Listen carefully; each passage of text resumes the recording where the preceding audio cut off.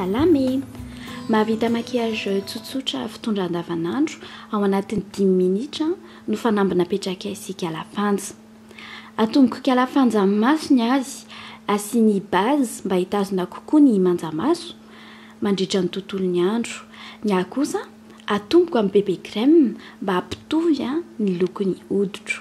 Mametaka ilay manjamaso amin'ny masony ny kalafanja, sy mokotra ery zato izy. Izao moa dia mandritra izany fotoana izany mbola mamita ilay fanosorana ny bébé crème vao natomboko teo.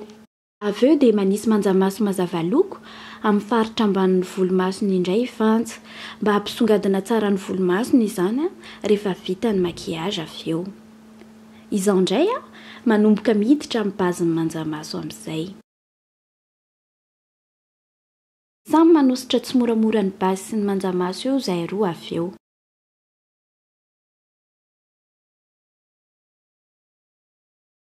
Rehefa vita izay dia maka pinceau indray aho anosorako ilay manjamaso miloko mavokely, lalovako tsy moramora daholo iny hodi-maso ambony rehetra iny. Izay kalafanja vao manositra ny fond de teint amin'ny tarehiny indray.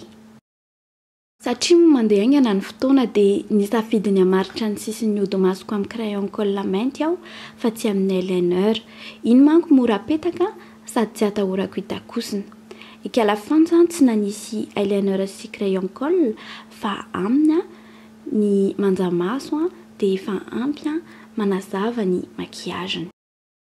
Mba hampateza ilay fond de teint vao nosorany teo dia manisy poudre HD indray ifanja.